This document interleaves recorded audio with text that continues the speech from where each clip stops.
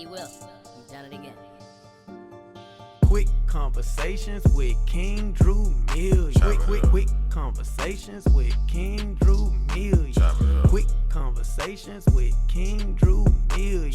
Quick conversations with King Drew Million. Let's chop it up. It's your boy, Mr. Quick. And I'm King Drew Millions. And this podcast is sponsored by the Professional brand, where we always keep it P, and the Hive, where visions get elevated. And today we got a special guest, Damien. I said it right? Yeah, for sure. Man, and I let Quick do the honors, man. And as you already know, on this podcast, we bring some of the best people with the best topics from behind the scenes and in front of the camera. But this man here is not only just that, he is everything that we are about here on this podcast. He is inspirational, he is empowering, and he is a great influence, man. And here we are to entertain you all with the man himself, Mr. Walker. Mr. Walker, he got his own day in the city. You know what I'm saying? Got his own landscaping company. Shout out, you know what I mean? Yes, and he also has his own program called Cognitive Justice. You know what I'm saying? Helping at-risk youth. That's how we got intertwined with one another. You know what I'm saying? So, Mr. Walker, please, man, tell us how you got to that point, man, and what does everything Cognitive Justice encompass? Well, first, where you from? Born in San Antonio, raised Southwest Houston, man. 63 West Airport, Greenhouse Patio, man. Greenhouse Patio. That's a neighborhood. That's apartments. That was Oh, apartments. okay. Southwest Houston, West Airport, and Fonja. Was you before you moved to Houston? Well, when you moved here, how old was you? When you moved? I was 11. I came here in '88. Okay. Yeah. Damn, you came here when I was born. Yeah. But I appreciate y'all having me, man. Quick and King Drew, man. It's a privilege always to be able to come out, man, you know, spit game with each other, man, share, learn. So I appreciate the opportunity. Nah, man, the pleasure is all ours, man. Once we locked in and you started to tell me your story, man, I was just like, has to be shared with the world, man, because coming from humble beginnings, and then you was telling me the story, and I was like, bro, what in the world? So, Drew always do the background. We already know where you're from. What was the home life like? So coming up, man, my first memories of South Oak Cliff, matter of fact. Okay. So Prince Hall Apartments, man, Ledbetter, man, ghetto. Difference between ghetto and hood, man. This was ghetto. Yeah. Then came back to San Antonio, went back to Dallas, back to San Antonio, then came to Houston, man, and basically moved around a lot.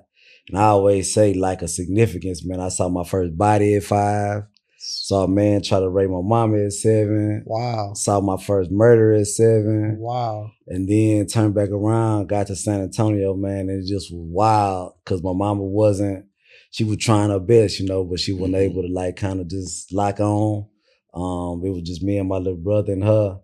Then we got to Houston. By the time we got to Houston, man, I had went to like 8, 9 different elementaries, you know, because I came to Houston in 5th grade.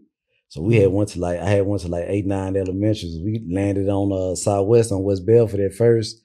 And man, I feel like I found home. Like those are my guys. I grew up with, still cool with people I know since he was born. Still cool with people from 1988, 5th grade, man. That's wild. And then got here. So the home life was pretty good. You know, my loving mama, loving, you know, family too. Very educated family. But mama just was the one that wasn't making all the good decisions out of everybody else. Right. She was a black sheep. Oh, black sheep beyond measure, man. Yeah, beyond measure. So it was just your mama by herself, like no father? You grew up with your father? So initially when my brother was born, Grant Walker Jr. Was my brother dad. Like they were all together. He left. We was in South Oak Cliff. And then that's how we got back to San Antonio because all that stuff was happening in Dallas. Then we got back to San Antonio. He came back in life. When I got locked up at 16, and my little brother was 12. So he came back then, and they kind of rolled it out a little bit. So he was there for me going in, like when I went in and for all them years, and kind of fell off. Then when I came home, he was there for me. And my real dad, I knew him. I always say I met my real dad like probably 3 days out of my life. But I'll be on a field trip in San Antonio, and he was a black cowboy. And so we'd be on a field trip, and you go to Alamo about 15 times a year if you go to school in San Antonio.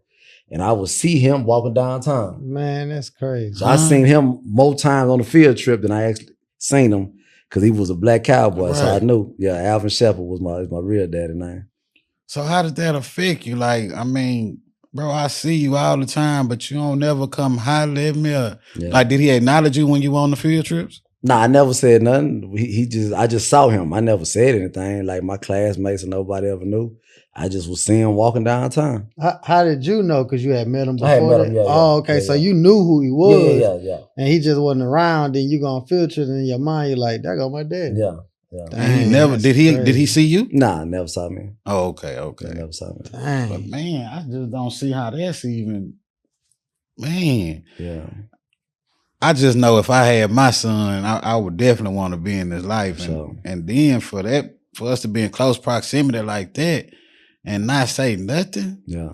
Let's say he didn't see me, so I wasn't gonna say he nothing. didn't see him. He seen him. So he like riding on the bus, looking out the bus like, man, look at daddy. Yeah. He always be downtown. So you can always find him though. You can always find him. He wasn't hard to find.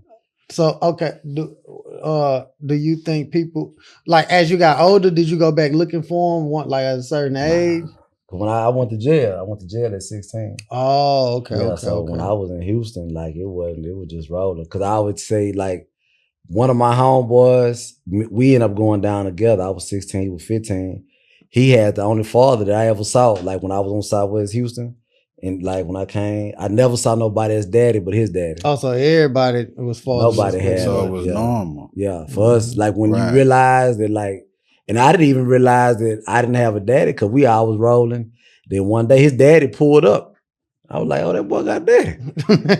That's crazy. Wow. And I looked around, oh, he the only one got a daddy. Yeah. And that's crazy to be made fun of because you're the one person with a daddy. Yeah.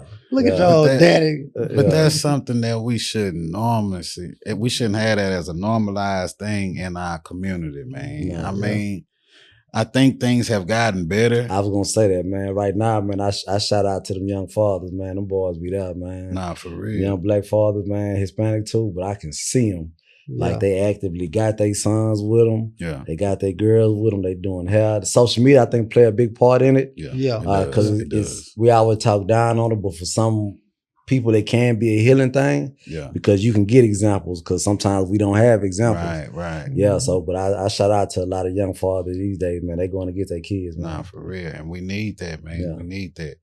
So, okay, you said you was back and forth in the D, San Antonio, came down here at 11, and you got locked up at 16. Yeah. So what age did you jump off the porch, considering you seen the first body at 5, you seen the T-Lady get into a situation at 7, then you seen the actual M get committed at 7.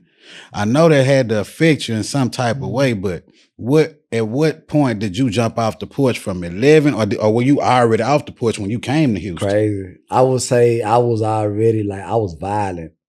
I was like violent, man, as a kid. Yeah. So I ended up, we was in 3rd Ward at first, then we moved to Belford, then we ended up going to the airport later on. But and I was always about my little brother. So my little brother just called, right? Right. So guy was messing with my little brother, man, and my little brother had he died when he was born. He was premature. So I always took it like it's my responsibility. So I had a friend in 3rd Ward, only friend. And he did something to my little brother, man. I beat him with one of them fans at 11. Yeah. He was 11, I was 11. And I beat him and I split his whole face, man. And my mama cousin said, he gonna kill somebody gonna kill him. Cause I was so angry, I guess, from all the stuff that I had seen. And I was, I think I was beyond hypervigilant is a term I learned recently. Right. But I was beyond that, man, when it came to like my family, my mom and my brother, really. Yeah. Because all the stuff I had seen up to that point. So I never thought about this. Saying it now, I guess it was just like, I don't want the end result of that. Whatever that was, I don't know what it was. Right. Yeah, but I just don't want the end result of that. So I'm gonna be first. So I initially was very, very violent, but I went from like violent to like real passive though. Yeah. Okay. Yeah. Well, shoot, at that point, you already knew what you was capable of. Yeah. So it was no need to, Yeah. you know what I'm saying? Hey, man, it's best you stay away. Because I know most of the cats that I know that's really about that, they don't do all that who run. Yeah, all that yelling. And Nah. Hey, I think you should calm down. And if they got to take it there, it's up there and it's stuck. Because it's like, why do you bring... This sound crazy, but it's like, why do you bring me to this place? Right. Like, so why would you even do that to us? Yeah. No, not just to yourself, because to me too, because I got to figure out how to get out of this. I got to figure out how to get away from where I'm going to either prove this point or prove that I'm safe or that people that I'm around are safe. And then when you get to that point, it's like you can't just shut that down because it takes a lot for people that's been through like a lot of traumatic situations. It'll take a lot once they got control. It'll like her, you know what I'm saying? It'll take a lot for somebody to get to that place. And so now you never want to get people to that place because if they leave, you don't know if they coming down. Right. You don't know when they coming back down. So it's good. Like if you got people like that, protect them too, because you don't want to see them go there because you don't know when they're gonna come back down. Nah, for real. Yeah. I can only imagine. But I mean, okay, so was the violence what got you jammed up? Nah, I think at that point I had already made some decisions not to do because I had whooped some people behind my little brother and got into it, and a lady said she was gonna kill me one time because I whooped I whooped her son behind my brother, and I think that was the last time that I did something like that. So you talking about jumping off the porch, like it just depends on what that means. I mean, shoot, you talking about the late 80s, early 90s. Yeah. Like I know the city is thumping at that time. Houston was coming. And then so was you more so involved in like gang activity, hustling? There was no gang back then. I was a hustler. Okay. Yeah. So I used to go, I would say one of the first things I would go steal from the store on Fondren. They had this big display of Snickers. And so we were all going to Fondren Middle School. Now this 89. So we all going to Fondren Middle School and we going there and we just raid the store almost every morning. But we in 6th grade. So I raid the store, I get all the Snickers, put them in my backpack. I go to Fondren and I'm selling Snickers, 25 cents, 50 cents. It's 89. Yeah. I started making so much money stealing Snickers, I went to the same store and bought the Snickers. And I started selling the Snickers. But I bet you they rathered you buy them. Yeah. You know Giving back to the community. Yeah. That's entrepreneurship. Yeah. Nah, for real. Yeah, so being able to do that, and then I just think it went, man, I started, just to fast forward a little bit, man, I started selling crack 13, 14, I think like 14. But we was already playing with guns and stuff like that, and my homeboys was stealing. And I had homeboys coming to school that I knew from 5th grade with goals in their mouth, and I'm like, man, we was like I was holes in my clothes though, right? So it wasn't like I didn't have, but we from the same apartment. So how you doing this? So now you got goals and you got Jordans and Carl Kanai and stuff back then. 13 years old? 13, 14. No, they was getting it on when I was on West Bedford, West Airport, like that whole Southwest area back then, because historically we learned from 5th Ward. I mean, we learned from South Park. We learned from 3rd Ward because that was the migration through Harm Clark. So we learned from a bunch of them dudes. So when all it's the Jewel and the Botanies and all them was coming to the neighborhood, like we was getting schooled by them a lot. And so that's how everything just started. So we selling, and I'm at 14, I'm getting it. Yeah, I'm getting it.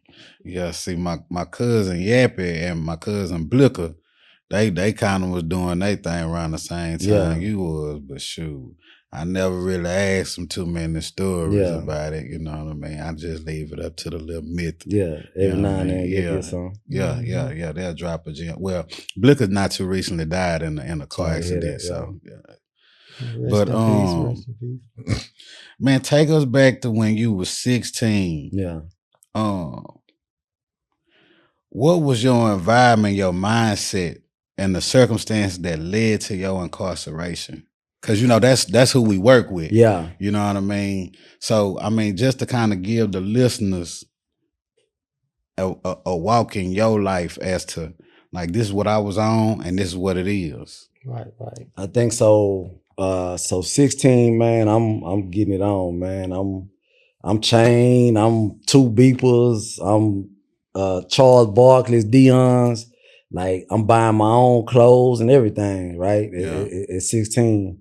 Dope fiend runners, what we gonna call it, just saying the terminology, man. Yeah, I'm on it is what it is. I'm on probably about 1.5 ounces at 16. So getting it on. on. So we back then, like in 93. But that's I'm kind of a little bit lower than some other homeboys though. Yeah. So we all motivated because back then from Southwest, we used to go to Victoria, Texas. Okay. So a lot of us would go to Victoria, but I would stay on West Airport and like just hustle in. So I packing guns and everything. And so I think for me, because I had lost my passion for football, because I thought I was going to the NFL. Mm-hmm. I thought I was going to college for playing football. And once I just like knew that I wasn't going back, man, it's just how you knew you wasn't going back? Because I had got expelled. I had got expelled my second freshman year. So I went freshman. I was supposed to be on varsity. They want me to come to varsity. I turned it down, stayed on the freshman team. And then that summer 93, man, was just like some of the movies like that Inkwell or something like that, man. That summer 93 was just, I don't know what it was in the air. And it was just like, I just came out, I'm making more money than my mama. Like I tell you, I got the chain. I was known for having this Turkish rope. Barclays, I'm paying $144 at 16. I still remember I paid $144 for the Barclays. I'm called canal up and down. I'm getting haircuts 2 times a week. Like, so it was like, this what I'm good at. I know how to come out here. And my mama asked me one time, how do you get in all these people's houses? Because I had like them good country manners though too, because my people from the country. Mm-hmm. So on West Airport, what she mean by getting all them people houses? Because I can go anywhere. Like when I started running away from home and just not coming back for 2-3 days. Like how you able to stay different places? I'm staying places like people ironing my clothes and stuff. Like I come out if I'm running away from home, I look good when you see me. Yeah. Cause like I can go get some clothes and I can stay at a grown woman house. I'm staying at grown women house. I ain't staying at no kids' house. Right. So I can go stay at these houses. And she like, how do you get in all these houses? Sometimes I had keys. Like they would give me the key, but I come in because I'm making money. So I knew early. Yeah. Drop a couple dollars. You know what I'm saying? Like when I get the dope thing with the food stamps, I'm gonna take it back to the woman of the house. So I learned this. I'm doing this at 14, 15, 16, right? Not just in my house, but in other people's house too, because I'm using your house. But I'm watching the older drug dealers, they number 19. Yeah. But I'm watching these guys. That's crazy, the dynamics. Like exactly the older people, not even over 20. They ain't over 20. So we all raising each other. You know what I'm saying? So I'm paying attention to this. So really just selling crack. Got a business partner. We buying more together. So we putting our money together. We cutting up. He going one way, I'm coming one way. We come home and we trust each other. Like he my homeboy to this day. You know what I'm saying? Like we was doing this at 15, 16. And we 50, you know, and we still cool to this day. So that was like the mentality, because I was thinking that this what I see, so this what it's gonna be. And I was walking down the street one time and I say, man, when I'm 30, I'm gonna retire. I'm 16 thinking about 30, but I don't even know what 30 is though. But it's just a number that popped in my head. But I'm like, I'm gonna retire off crack because I'm finna start selling keys. That was my goal, to start getting up and moving a little bit better. And see, that's one thing I don't understand about us. Like that be one of our main aspirations in life, because I shared that same aspiration at some point. And I'm like, man, this is what I'm gonna do. And then I'm like, nah, it's something else out there for me. Yeah. I had that same mindset, like, man, I'm good at this. I'm good at this. Then I'm like, nah, I could be better at something else. Yeah, that's crazy. And it wasn't nothing but a couple people having faith in me, you know what I'm saying, and me just saying I don't want to do that. Yeah. And change the whole trajectory. But you got that opportunity. That's why I always tell the kids now, like back then, I'm sure it was some people somewhere, but we didn't have nobody coming around though. Yeah. Like that. We ain't had nobody come and check on us, you know what I'm saying? Our coaches didn't come to the neighborhood. Yeah. My coach told me, you look pitiful. When I went back to that next 9th grade year, because that next 9th grade year, I was out. I was out for the rest of the year. I couldn't go to school till 94. I was out, man, in the first 3 weeks. Now, First 3 weeks, I was I expelled used- for the rest of the year. I used to work with this lady, and she said that though she was joking, but it was crazy. She said, man, I messed around and had a baby in the 80s and didn't even know it. Everybody was on crack. They was either selling it or doing it. Yeah. And I say, man, that's cold. But the more I talk to people of the urban community in that, walk of life, it's like, no, that's real. Like you was either using or selling. Yeah. But see, back then, like when it first came out, it was more of like a recreational thing. Like, you know how people. It just depends. Cause like they say, you got the smokers and the crackheads. Well, see, I'm talking about from the stories that I heard, you know what I'm saying, when it was free base. And before. Yeah, before free base. Right. Yeah. You know what I'm saying? Cats would get together and have primos and, you know what I'm saying, free base and have parties like we have drinking parties and smoke weed parties, you know what I'm saying? Have a session. Yeah. And that's just how it was. And it's just crazy how it transitioned off into the crack. Crack. I'm telling you, man, like when I look at the stories now and the documentaries and the movies and stuff, like you don't see it, of course, living in it. And again, I was somebody that was like in it. You know what I'm saying? Like I was in it. Do you think that a lot of the movies and shows, do you think is spot on, or you think it's exaggerated, or you think it's not? They not giving enough of what it really? All of it gonna be exaggerated for sure. They're not giving enough because they're not giving enough of still how it affects our community now. So you really can't tell unless you're going back and doing research from that time up until now.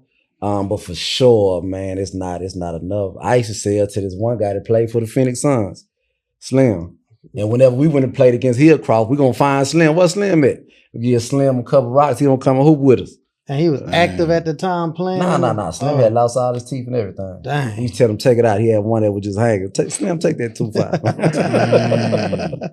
And see what's crazy, man, like smokers back then actually had skills. Yeah. You know what I'm saying? Like could fix your car with no tools. You know what I'm saying? Was great carpenters. But it seemed like now. But where they come from. So that's why I always tell kids now. Yeah. Where they come from. We was in the 90s. So that meant that they still came from the 70s and the 60s. Yeah. That's why our homeboy mama used to call the police on us. Yeah.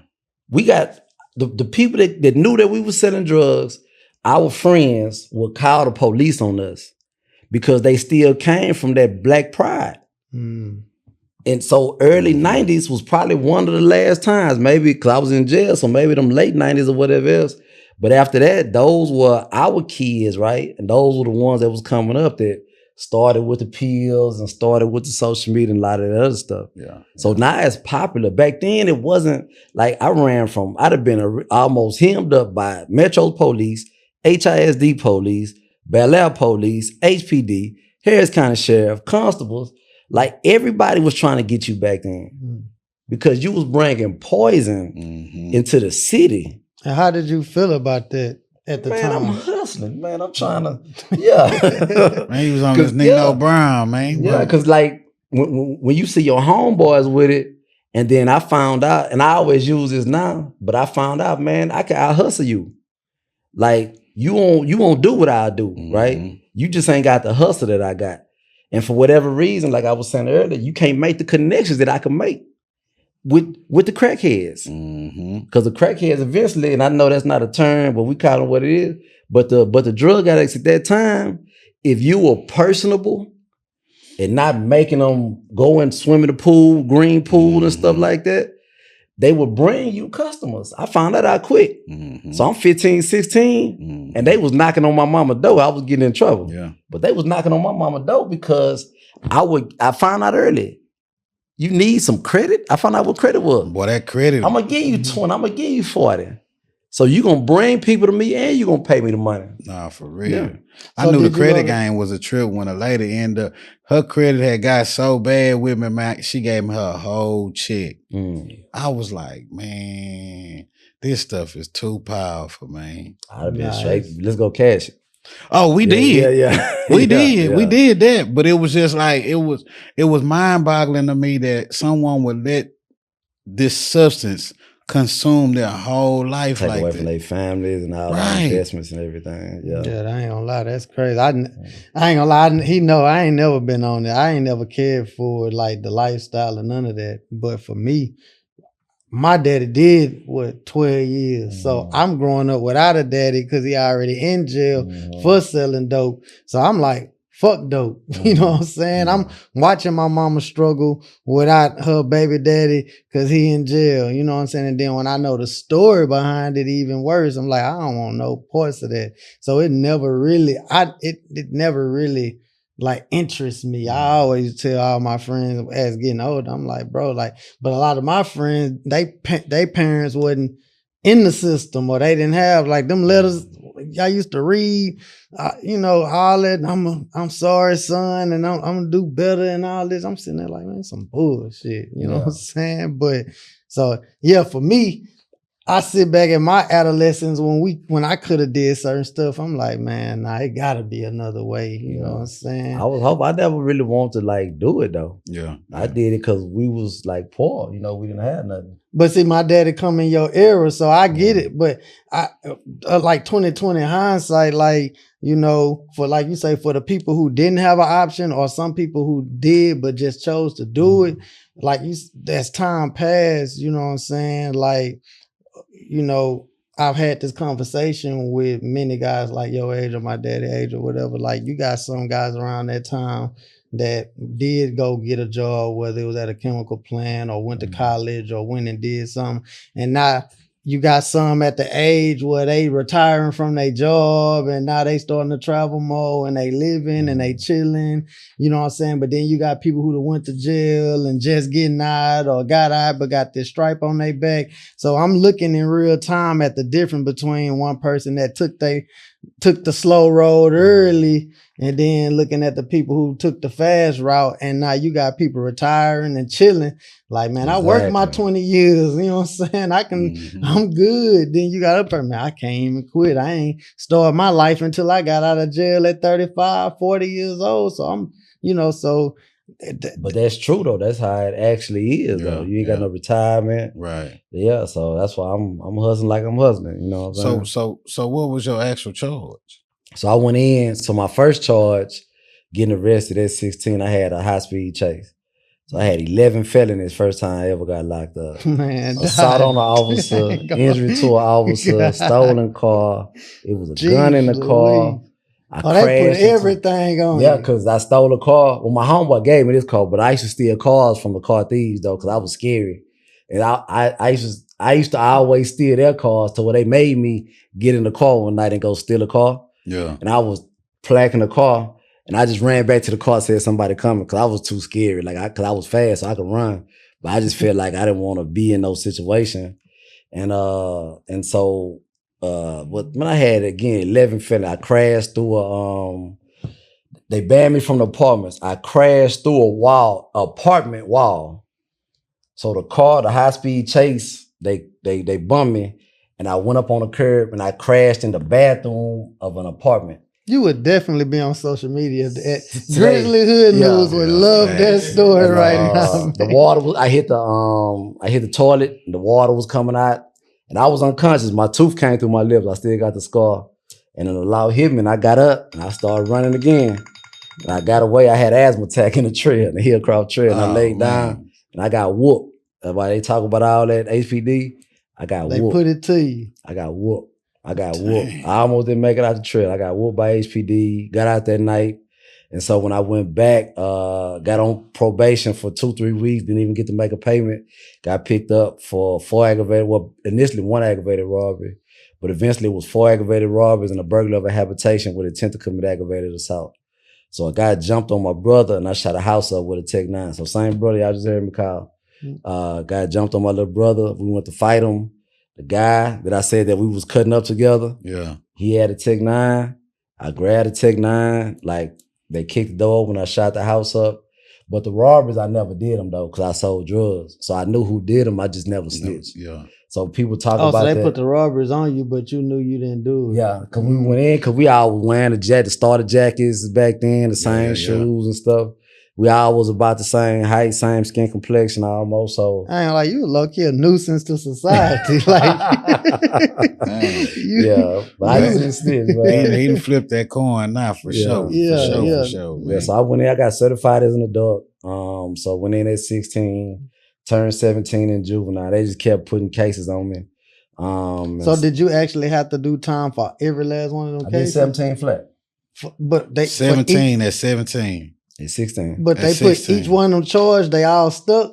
Yeah, cause I pled guilty when I got to, so I was about West Airport. Like that's what I believed in. I believed in that West Airport is like life. So like dudes, like they talk about not snitching now. Yeah. I understand the mindset, but I think a lot of them faking though. Hey, let's talk about that real quick. I try not to do like clickbait stuff, but right now that is a question. What is snitching? Everybody be talking about that. What is snitching? From my experience going down, man, losing everything that I lost, 4 aggravated robberies that I didn't do, snitching could be if y'all did something together. This is what the actual hood term is. Yeah. If y'all did something together. I was never at a robbery. So would it have been or not been snitching if you'd have said, all right. They could have said something, but if you would have said to the police, all right, I did all this, but that robbery ain't me. I said that. But I'm saying, did you tell them who did it? I never told them who did it. So if you didn't do it, that'd have been exactly what you said. But he's saying when you together with somebody. But he said he wasn't there, so it's not I would be okay with telling. I'm saying back then, not like, okay, we talking about that was back. I'm saying how I'm trying to say this. So if you'd have said I didn't do it, but then told them who did do it to get it off your back because you know you never was involved. That'd be more telling. He's telling. He's not snitching. So if you're doing it in unison, if me and you go commit a crime together. So I guess my next question is the difference between telling and snitching. Yeah. Let's make that one cool. So what you want to be, a teller or a snitch? You shouldn't be down in the first place, right? We all rolling though, so we all like selling drugs. We all doing this, right? But I wrote a letter. I actually wrote a letter in juvenile. When I went to the county, I actually wrote a letter because the investigator said, and everybody knew I didn't do it, even the lawyers and stuff. They told my mama, they said, we know he didn't do this. Because for one, it's still going on. Right. So it is going on at a high level. So we know he didn't do this. I actually wrote a letter, put the guy's name in there and everything. And one of them was my guy I went down with. He was 15, I was 16. So I wrote a letter. Put the guy's name in that did it? I wrote the letter, yeah. I put their name in there. Because I knew who did it. Yeah. Once I heard, and I read the description, because they had the jackets on there. Yeah. So I knew who jackets those was. And so I wrote the letter. I sealed it up and sent it home. I never gave it. I stopped even meeting with the private investigator. At 17, in the county at 17, I stopped meeting with the private investigator. I never even took another meeting with him. I sent the letter home. And what's crazy, I believed in the justice system. Like I was gonna get let go. I'm like, they gonna figure out that it's not me. Right. They ain't figured out. No, they ain't figured out. I ain't let them figure out. I ain't help them. But see, okay. A few years back, I worked in detention. And a kid coming back to the unit at 16, 17 with a 16, 17 year sentence. They coming in there crashing out. They want to punch on the first person they see. Mm-hmm. You got two reactions. You want to come in and want to fight, or you want to go in your room and isolate yourself? That's what I did. Yeah. Because you had to wrap your mind around that. Got to wrap your mind around. So all the stuff you was doing in the streets, you went in and just got isolated? Not that time, because I signed. Because I was trying to go to trial. Oh, that reality hit in. Yeah, I was trying to go to trial. But when you walk in Harris County back in the game, which we found out later that Harris County was the plea capital of the nation. So when you walking down the hallway and you coming from court, and back then it was, man, you can't even, I can never put anybody in the mind frame of Harris County Jail back in the 90s, man. The 10th floor. You can't put nobody in the mind frame of that. And so walking down that hallway, I always remember there's two guys, but I remember this one guy. They say, we was going to court. He was coming from court. And they said, man, what happened? He said, oh, man, I signed for 80. Still remember, tall black dude. 80 years? Man, said, I signed for 80. He said, I got it. That's like, ain't no life in nobody. If you ever seen a bunch of men and you ain't seen no life in 10 men, that's all, like life went out of everybody. I ain't had no more life after that. Because I know that this dude got 80. I know that this dude over here got 50. I know he got 30. I know he facing 45. I know he facing life. We all 17 in a tank. We all 17 to 20. So I know Acres Home is deep up in here because Acres Home robbers. I know it's a bunch of Fifth Ward up in here. I know it's a bunch of South Park up in here. Here go my guys from the Southwest. So we all up in here beefing with each other. But man, he getting it. So I told y'all recently, it was some 2 dudes I was in juvenile with. I left these boys in 1994. I just seen one 3 weeks ago. I left him in 1994 at 15, 16. He just got out. The other guy, I saw him in 2024, August. I left him I got certified in April or May or something, 1994. I just saw him summer 2024 for the first time. He been out 2 years, not even 2 years, I don't think. 30 years. I was with these dudes in juvenile. So you got to think, they was serious. Harris County was serious back then. Yeah. So I was going to go to trial because I was like, I didn't do it. And they was coming back talking about, look, man, if you beat these 2 and you get these 3, we're giving you 50 years for each one. So you're going to have 150 years. So you was facing 150 years. They told in front of my mama. I always tell this story. My mom and my grandma. My grandma was a principal, and my mama was a worker, real, real talented. And my mama said, I forgot which one they said. I done told the story so many times. They said, Damon, if you get 150 years, we ain't gonna be alive when you come home. In my head, I said, I don't think I'm gonna be alive either. And I was ready to go to trial because I knew I was innocent because I believed in the justice system. Selling crack, packing guns, whatever else. And I ended up signing for 25. But what happened was, and if I ever pull my paperwork out and show you, I have 5 25-year sentences run concurrent. So I still end up getting on paper, it looks like I got 125 years. But they all ran them concurrent. And I ended up doing 17 on 25. Whoa. Yeah. So what was the hardest part adjusting, going in there at 17, and then you like, man, hold on, I'm finna be here for a while. Knowing that I was ready to die. Knowing that I was willing to die or willing to do what it takes to make it up out of here. Because the training that you see on TV or the training that you get in juvenile, you see them playing with each other. Yeah.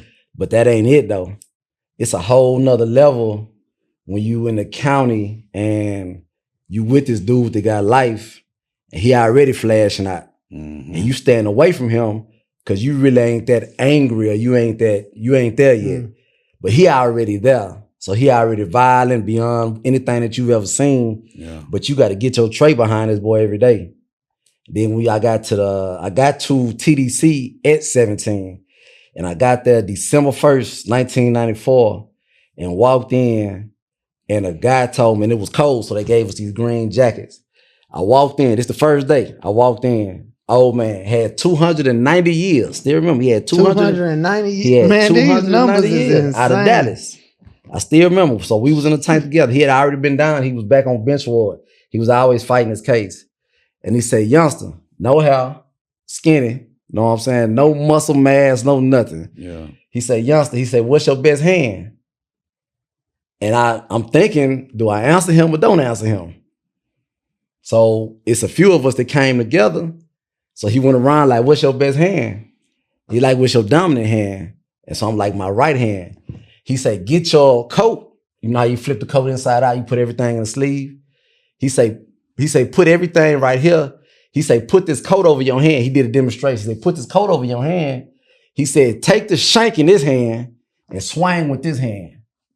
1994. So he taught you like fast paced randomly how to just like I gotta teach them this because we all gonna be in some situations. So I don't need no weak links. I'm not gonna lie. That was the first day. With them numbers that you naming, when I realized it was real, like when they say do the crime, do the time, I was an EMT and one of the companies I worked for had a contract with with jail facilities across Houston or across Harris County. We would go pick up the inmates from jail and take them to the hospital, or bring them from the hospital, take them back to jail. And picked up this one dude, and we called him Broke Dick. Yeah. Well, that's what the guards called him. The guards are like, man, just call him Broke Dick. You know what that mean? You know what I'm saying? Well, shit. So he was in a shit bag. His bag, his shit didn't work for one. He was bad because before he went to jail, he got shot. And so then he had the bag on him, you know what I'm saying? His organs really ain't working stuff, and he was having an infection. And Broke dick mean you can, that's a term that they use, and it's an old slavery term too. But it's a term that they use for people who can't contribute to the betterment of the prison system. You can't go and work in the fields. You can't do that. So it's a derogatory term that they use from old like slavery and stuff. I thought it was more so just like his shit just didn't work. Nah, it's like he a broke dick. Like when they was They fucking them slaves and stuff. Yeah. Like, you know, he can't do nothing. Go kill him. But for my mentality at that time, what it told me was, it don't matter what your health condition is, what's going outside in the world. It don't matter what's going on. When they slap that time on you, until that time date is up, you know, unless you get an appeal or something, you in there. Don't matter how much technology change. Don't matter. Once you get that time, don't matter if the warden die. You know what I'm saying? The system, you gonna be in there. And I'm like, dang, he can't. In my mind, I'm like, okay, he can't hurt no, whatever he did, he can't do it no more. Look at what he got. No, he doing the time. And I'm like, man, how much time you got left? And he was like, man, I'm gonna die in here like this. And I say, man, that's cold, man. And that brings me to my next question. At what point, because you said you was ready to die at that point, right? At what point was there a mental shift within that sentence where you say, hold on, it's a chance for me outside of this? So I think it went up after that. So I kept escalating. So came in as like, okay, I'm ready to die, like whatever happened. And I ain't had no bunch of fights. No, I don't get like, I ain't no gangster, know what I'm saying? Like, so I ain't had no bunch of fights or nothing. So then I went to a place called John B. Conley Unit, which was said to be the worst prison in America, according to an article. They for sure was the worst prison in Texas, because they took all the worst from the worst around all the other prisons. They put us all together. So it was like July 96 or something like that. And they put us all together, because I stayed at that first place like close to 2 years. And the shit that I saw there, I recently saw this jail on Facebook, the jail that I was in, and I got sick in my stomach. Wow. No, this was 95. I got that in 95. So I recently saw pictures of the place, and I had a physical reaction to it, because when I was there, so ready and prepared. When I got to Conley and after things I saw, like I'll tell y'all that story earlier about being in SEG, like I was prepared to die, because like even though you got Houston, Dallas going against each other, Mexicans, whites, like I never want to, like stuff happen. I can't even tell the stories, but like stuff happen and you go and you run to it. You can never run away from it. So you always run into it. And I'm thankful that God saw fit to see me today, to be here. Because as much stuff as I ran to, man, I never really got affected as much as I could have, or as much as I should have got affected. When I look at my other brothers that I was down with, man, they got affected like crazy. And so to answer your question, it got worse. So I was ready to die, then I was prepared to die. And then I left, and I was going to this one place, and ended up getting switched up and going to like the best prison. I was coming from the worst, going to another terrible one. Some stuff happened. They rerouted us. True story. They rerouted us and I was in Sugar Land, Texas, man. I was at the best prison. Yeah. And I was there from 19 to 31. And I think when I was 21, I was sitting on the bunk like I'm sitting. I had got my GED. I was in college. And I was sitting on the bunk. Still remember, I was sitting on the bunk. And you just like that voice, like they say that voice. I said, I ain't gonna die. And that was it. I literally either said it out loud or I just said it in my head. The words was, I ain't gonna die. And from that point on, I got into school. I started studying because I was in college. Man, I ain't know what college was. I just went because they was like, man, youngster, go to college, go to college. I'm like, all right, let's go to college. So I just started like studying. I got my GPA up. I started joining stuff. My homeboy was like, let's go to church. I'm like, I ain't going down there because y'all down there jacking off on them girls and stuff, on them choir people. Man, bro. I went to That's church. cold, man. Yeah, but I felt the music though. And then, man, it just started going. I just stayed there. I got in some more trouble. Like I was always hustling and doing stuff, but I never got in trouble to where I lost stuff that I was building up. You know what I'm saying? Then I knew how to get out of trouble after so long too. Yeah. Man, God, dog. So after 17 years, being reinserted back into society, like, was it overwhelming? Or was it something like you just like a fish to take the water? Because I know a couple of my partners that done went down for some years and came home. I done put them in spaces like we'll go to the club, be about 3-4 females in the section with us, and they just standing there looking on alert. You know what I'm saying? And the ladies is looking like, why is he just standing there? He just looking like, I'm like, man, he just like socially awkward. Right. He just came home. And then another instance, me and my partner, we had went to the corner store and he had started talking to somebody, you know, when we leave out the store, but I kept walking to where we was going. And he walked up to me like kind of upset, like, bro, man, why you leave me like that, bro? Man, we supposed to stay together the whole time. I'm like, bro, that's your conversation. I ain't finna be just ear hustling on y'all, you know what I'm saying? So, because it's life or death from what the environment he comes depending on how he did his time, you know. And even if you had an easy prison thing, you still see stuff. It ain't all the time that you a part of the violence, but you see it, so you always on alert. You know what I'm saying? So if it's stuff going on, because you never want to be taken advantage of, because it's always messages being sent, and you got to intercept them at a certain way, and you got to address certain things at a certain way. So it's never the fact of like he just was down there getting it on, but his body reacts, his mentality reacts to a certain thing. I tell a quick one. We was at Club HEB on Scott and OST when I came home in 2010, and my homeboy mama, who I went to jail with, had picked me up to take me because I got the food stamp. I was at the halfway house, and it was a dude on the aisle. So I remember the last aisle, we was on the cereal aisle. Again, I ain't no gangster, man. But like I never could be a sucker though. So even though I ain't no gangster, I've still initiated certain things, right? And so I see the dude and I just feel like, now I'm telling you, I'm home a week and a half. So I'm 230, can't touch me. Like I'm Greek God built, right? Yeah. So I see the dude and I say in my head, I say, this nigga's following us. So I look at another aisle, we down another aisle, and I say, this nigga. And so now I'm watching him. So he finna come to the aisle. We on the cereal aisle at Club HEB on Scott and OST. Don't even exist no more. I'm walking toward this boy. Because it's my homeboy mama who I went to jail with. We've been cool since 89. Yeah. This is my job. I'm walking towards this boy on the cereal. I don't even tell this one. I say, man, it's gonna be all right. And I had to turn around. Cause it was just like, you still there. I've been home a week and a half after half my life in prison, right? So what, he wasn't even worried about it, was more you meant. I think he was, but like, what am I doing though? Yeah. You know what I'm saying? Like, what am I doing?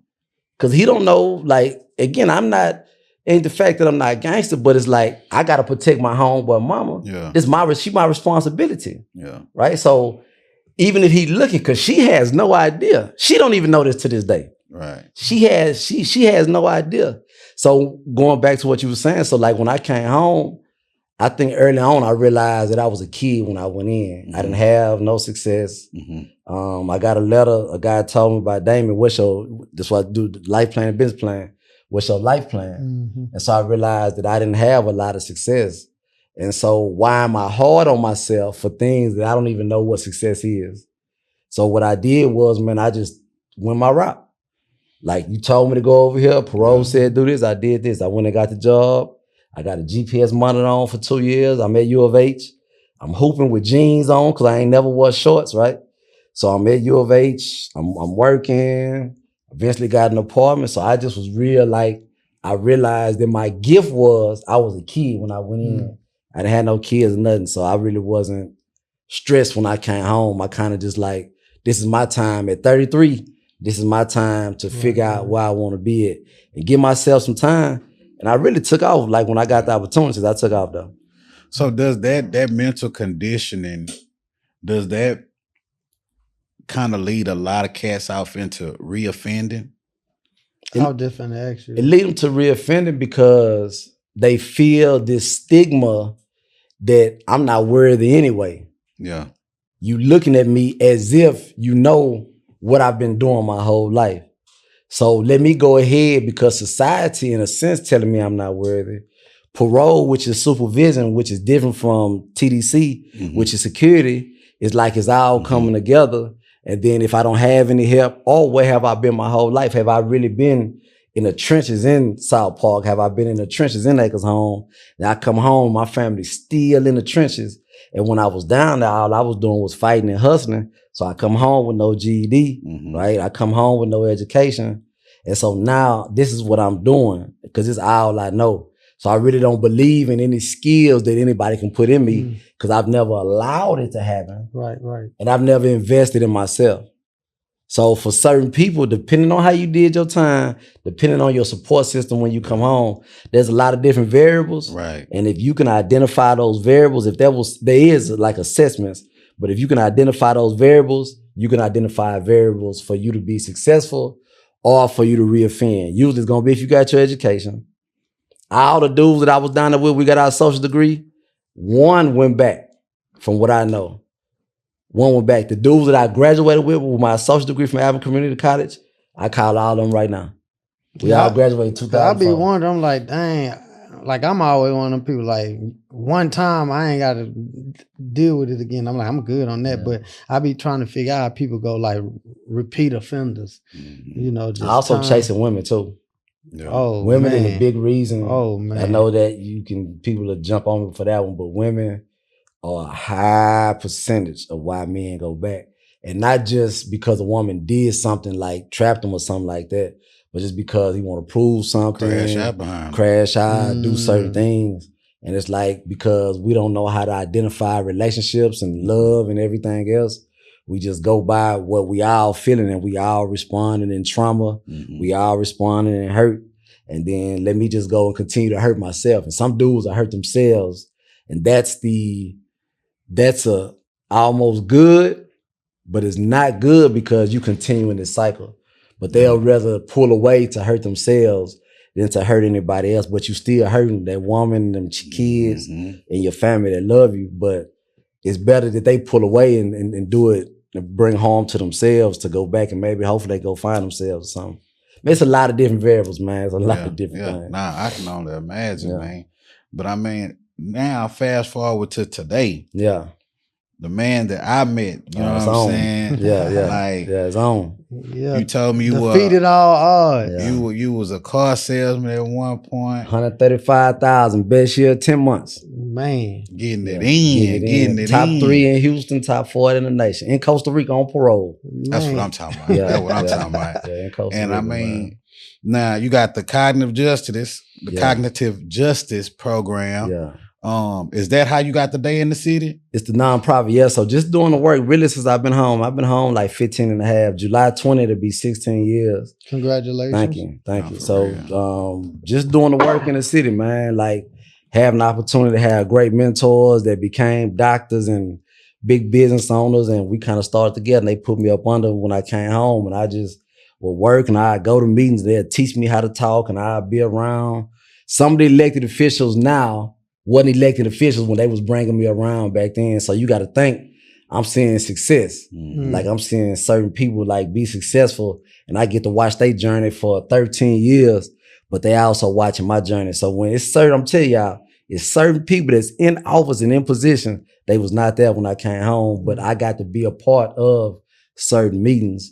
And so just doing the work and finding my passion on like working with violence, community violence intervention, working with the highest risk population, man, that's prone to commit gun violence.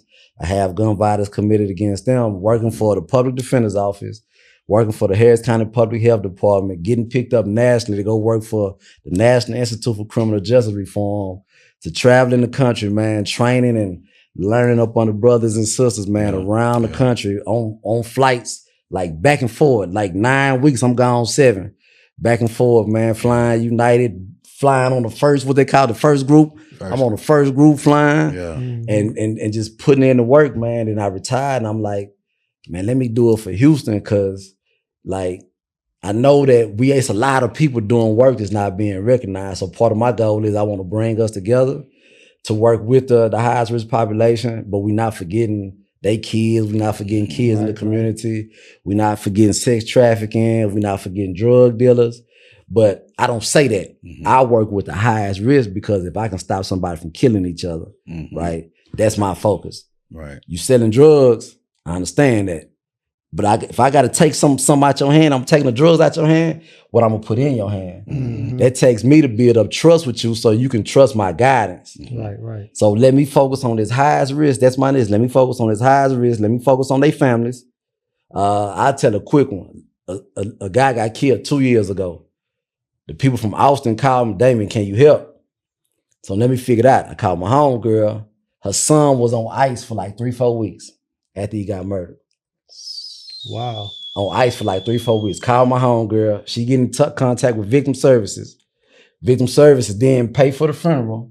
I go to the funeral. I never seen a funeral shut down. They shut the funeral down because there's so much beef going on. Like the choir, not the choir director, funeral director came in and shut it down. Last week they called me. My other son, I'm from Austin. My other son come home. He ain't been the same since his brother got murdered. He came to Houston, but he got sent back. He had a parole violation. I got him here now. Damon, I ain't got no food in the house. Damon, remember my boyfriend that was at the funeral? Yeah, he ain't got no job. I ain't got no job. My son here ain't got no birth certificate, ain't got no ID, ain't got none of this. So what I do, I pick up the phone to my people in Austin and say, hey, can you do this? The first one don't hit. I call the other one. Today, pull out the phone right now. Hey, he had an appointment. We didn't have money for the bus. That's what the lady told me today. She said, we didn't have money for the bus, but he came and he picked him up and took him. She said, not only did he get food stamps, they brought him home with some food. Say, and he getting his ID. And they paying for the birth certificate. Man, that's the work, man. Yeah. That's the work. So I think that we got, I think that we got me, but it's a lot of other people, man. We got the opportunity to find our passion, our service from like where we come from. Yeah. Nah, for real. Nah, for real. And you know I'm passionate about what I see do. you at work, why? I mean, I can honestly say, man, I love what I do. I love the impact that I place up on these youth. And you had the liberty of when you invited me to one of your events. Yes, sir. And you saw one of the kids, you was like, man, how you know him? Yeah, that's my guy. I said, man, I've been knowing him since he first started really just getting out there, you know what I mean? Right. And to see him as an adult, you know what I mean, making better decisions, you know, him being a father now, you know what I mean? But also, you know him then I meet him, get him in GED school, and he gets shot. Yeah. So then he gets shot, and I've been rolling with the boy about 2 years. Then he gets shot. I'm the first one to the hospital before all the family. Yeah. But then you see him at the event, that made me just think like, man, we doing the right thing. Yeah. Know what I'm saying? We doing the right thing. That's all I thought that whole day. Yeah. I'm like, man, we doing the right thing. Yeah. And that's why I feel like this is my call and this is my purpose, because I mean, just here recently, like a week ago, man, one of the kids, he seen me, he literally crossed the rail downtown because I didn't see him. He seen me first. Ran up on me. I knew I'd see you one day. Yeah. Man, just gave me a hug and was like, man, I'm doing good. I'm in barber school now. You know what I mean? I still ain't got no kids, but I'm making sure I'm making the right choices. I said, bro, I'm proud of you, man. Keep doing that. Exactly. And I just make those little wins my reason for doing what I do. So, yeah, I love when people roll up on me and be like, man, I appreciate you, because I don't be remembering sometimes. So I'll be like, man, I don't remember. And they'll explain the situation. And I'm like, oh yeah. So You know what I'm saying? They be like, you came to my house, you talked to me for X amount of time, and you really got me straight. I'm in school, I'm in this. I'm like, yeah. Yeah. But I also, when I have adolescent children, I try to do good and bad, because you don't always, like you saying, you always get them stories. Sometimes I see people, parents or family, hey, how that little kid or how such a, oh, he got killed.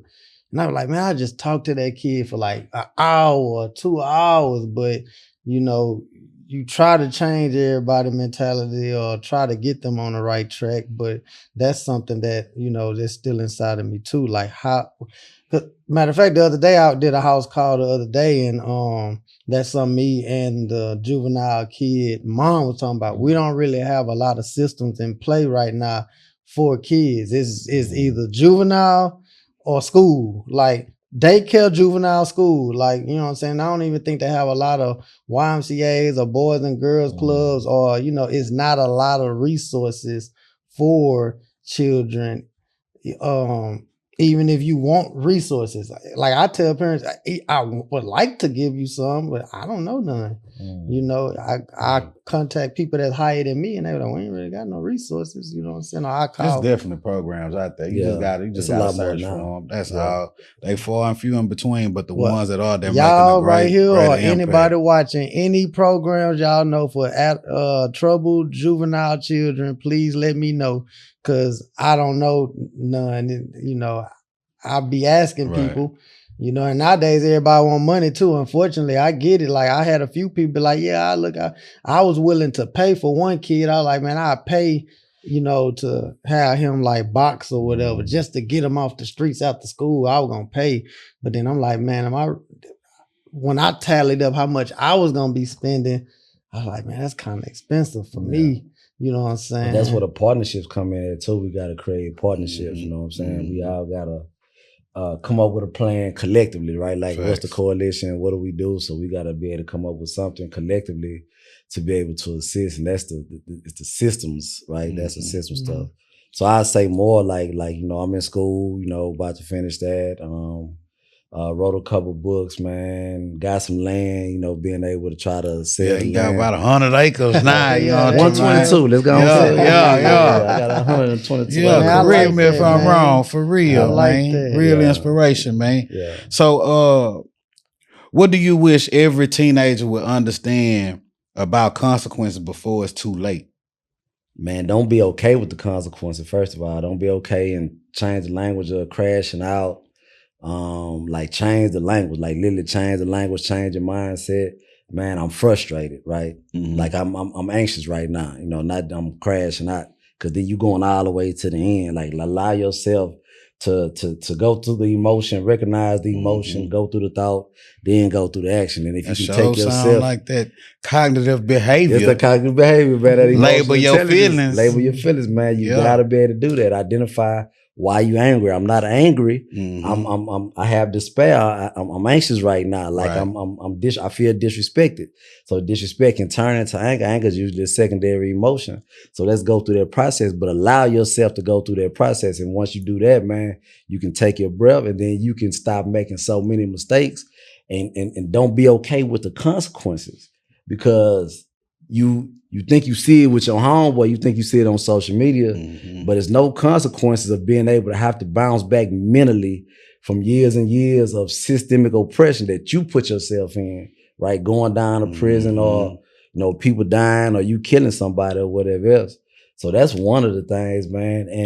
And work, and it's sad because it's like what you were saying, but reach out. Like and reach out. You know what I'm saying? And don't reach out to what you're comfortable with. Reach out if you black and it's somebody that is white that you think they can help you. Reach out to the white. Reach out to the Hispanic. Reach out to the Jews. If you're Mexican, reach out to the black person right as a kid. Because now there are so many opportunities for us to come together and collaborate. So I know I agree with what you were saying too. That's because we're not reaching out, man. So really put yourself in a position where you can be successful. They can learn how to determine their success now more than any other time in the history of humankind, man. Nah, for real, man. Just knowing the man that I met, and hearing your background, I'm sure you've touched hundreds of people with just speaking your voice right now. Yeah. I got one last question I want to ask. If you could sit down with your 16-year-old self or any young person listening right now, what would you say to help them avoid the same mistakes you made? Man, I would say breathe, man. Yeah, breathe. Give yourself like that moment.